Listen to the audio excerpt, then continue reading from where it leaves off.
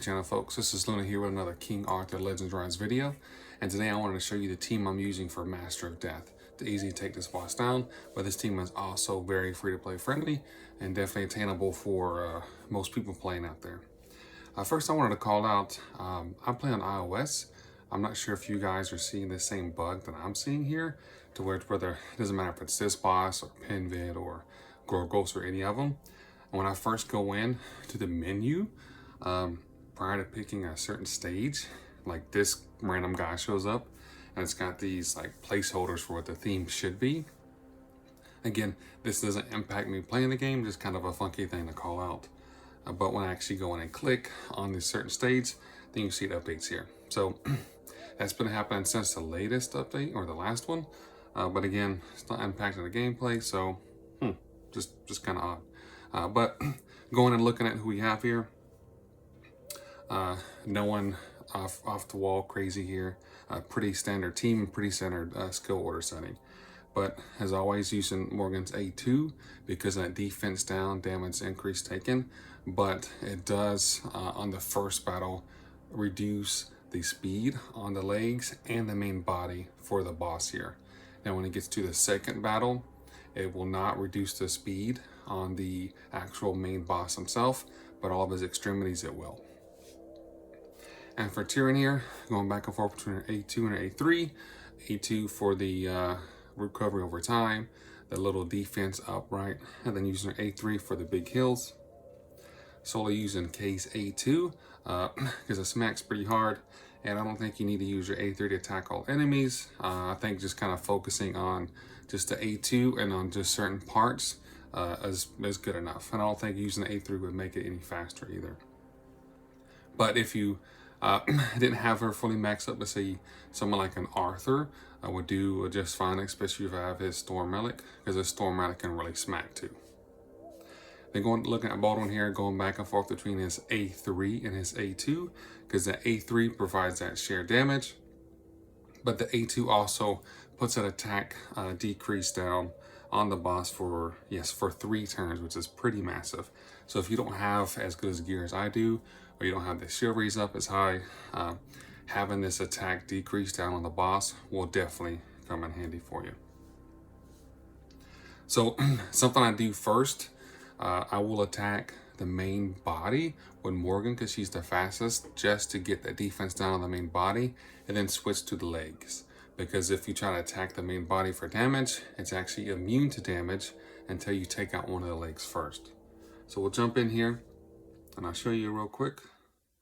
Just get the main boss for those defense down, and then for that damage taken increase. Granted, sometimes it'll land, sometimes it won't. That's fine. If it doesn't, just go for the legs and take out them first. And then you're able to put damage on the boss once that's done. I've ran this through a few times, and you don't necessarily, and both, or the few times I've done it, I haven't had to go in and take out both legs. I've been able to reduce his turn meter down and just take out the one leg, then take out the main body, and then jump over to the second battle. But you see, even Case, he's not in the greatest gear, and so he's really not even smacking that hard compared to when if I use my caliber Arthur for an example, which would definitely make this team much faster. But you see Baldwin there putting up those attack decreases 2. It's not just 1, it's attack decrease 2, which is phenomenal. So here, I'm just solely going to work on the main body. I will suggest if your team isn't fast enough, or if you're not smacking hard enough, like say if you don't even have the equipment to do the damage I'm doing with this team, then you would want to focus on taking out those tendrils before just attacking the main body. So I would say, try it, just go after the main body first. If that's not working for you and your team's getting wiped out, always just go. I don't think it specifically matters which one you do, because it's not like Pinvid where his left tusk, I believe, will put down an attack speed decrease. For this boss, I don't think it matters which one you do, so I think they just both come at you with damage. If that's not the case, please let me know down in the comments below. But definitely, I just start from right to left. That's just me. Nothing, no specific reason for doing so. But I would say when I first was going up and building up a better team, trying to break through those earlier stages, I did have to go through and attack the different extremities before just going solely for the body of the boss. So don't feel bad, this is what you gotta do. It's all in the name of progression, right? Don't try to compare yourself or your account with someone else's. Just kind of do the best that you have with the team you have and just try to work on progressing your account. So nice, Hound's Favor and Serpent. I would love if they would to add some extra levels. Then your drop rate for your uncommons and rares would just drop off. Or maybe if they just did the uncommons and maybe just leave the rares and the legendaries, that'd be fine. But I am stacking up a lot. I mean, a lot of rares, talismans that I don't need because my rares are pretty much maxed out. So we'll just look at the battle stats real quick. CK here doing most of the damage at 217,000, but Morgan's no slack herself, but basically doing half of that. And then Baldwin, you see he's really not there for damage at all. He's just there for those debuffs and just trying to make sure your team is survivable. And you see obviously Turin here with all the heals. So basically this team is up to where you have your 2 debuffers with Morgan mainly your main debuffer, Turin as your healer, Kay as your damage dealer, and then for Baldwin here, he's just there for also debuffer, but also just to share the damage, just to make sure to keep your team alive.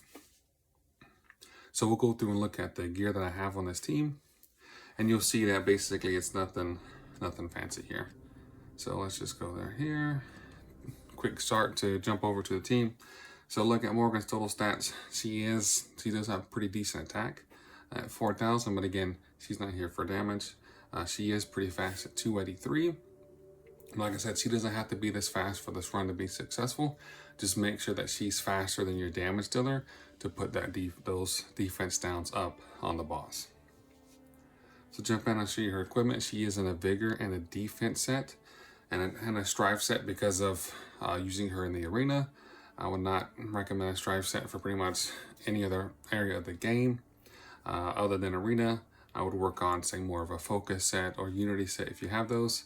I don't have a lot of those on my account myself, but I just have defense on her for survivability, but also mainly, if you see my other videos, because of having that effect accuracy on her, because she's about 85% accuracy, which you saw previously when we looked at her total stats, but trying to maximize effect accuracy and a little bit of damage to make sure we can have that turn meter control. So looking at Turin here, I have her in a life and a vigor set. Now something I did recently was I got lucky. I was able to craft to get a recovery belt for Immortal, which was huge because Turin's heals were about 5,000 less than what they were by not having that recovery belt. Now, don't get hung up on speed versus HP versus recovery. You really need to have HP and recovery. Don't just focus on HP or solely focus on recovery because you're not going to maximize your heals. So I actually have her an HP ring because I have her an attack speed orb. Now if you didn't have the attack speed orb, you can go for HP. But I like doing the attack speed orb for my healers, then have an HP or recovery on the ring based on the belt that I have for that specific favor. So HP and HP right to try to maximize what she's got there. And you see her total stats. She's not there for damage, but HP 52,000, pretty good for a rare character. Not as high as my Nika, but she gets the job done. And you see attack speed 168.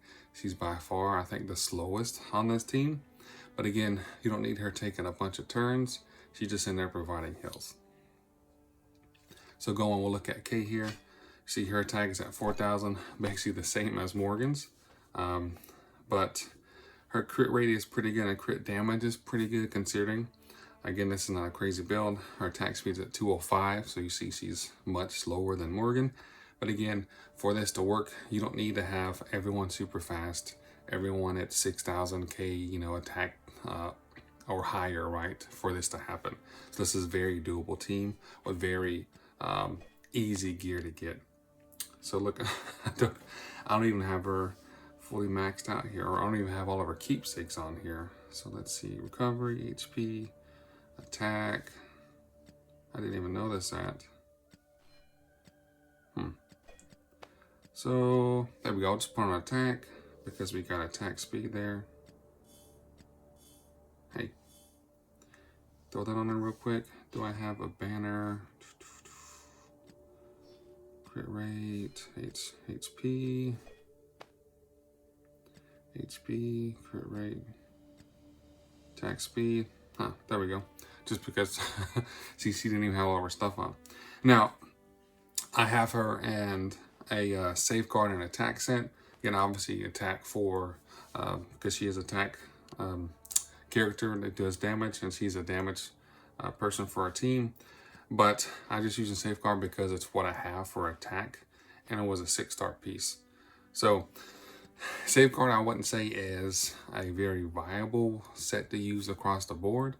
But hey, if you get a pretty good piece, that for example, this is a 6-star that has some attack speed, and it's got a double roll on a crit rate, and it's got attack on it, I mean, keep it, because for off the wall stuff like this, or if they ever introduce like restrictive content, it wouldn't hurt to have something like this for your team. Looking at Baldwin, I see he also doesn't have everything listed. Let's see, attack, recovery. Don't really need him in recovery because he's just in there solely for, not seeing nothing that has attack speed. Hey, this is already maxed up, attack, defense. Sure, why not, just to give him a little bit of something, right? But I do have him in a vigor and a life set because he can provide some shields based on some of his other relics. I'm not sure if it's on this relic or not, but I do have him in a life and a vigor set just to make sure I can get around to using the A3 for Tyron for those heals, but also making sure the A2 is always available for Morgan and for Kay. So looking at his total stats, you see his attack is really low. His defense is, it's not too bad. And his attack speed is 163. So he might actually even be, no, yeah, even slower. Sorry. So Tyron is not my slowest character on this team. It's Baldwin. But I just wanted to show you that you don't have to have the fastest team, like I said, or the team with the most damage. And you see even his effect accuracy is only 10%, but he's still putting up that debuff. So, and you could probably use, if you have good enough gear, right, your characters are pretty maxed out on the silveries. If you say you don't have his frost, I don't recall what his standard relic is, but on all of his relics, I believe he does have that sheer damage across all 3 of them. So that can definitely work out for your team. Well, if there's any other content or dungeons or whatever you'd like to see me cover to try to make a team that's more free-to-play friendly, definitely just drop those in the comments below, and definitely check out some of the other free-to-play friendly teams that I've put together for some of the other dungeons. And as always, thanks for stopping by.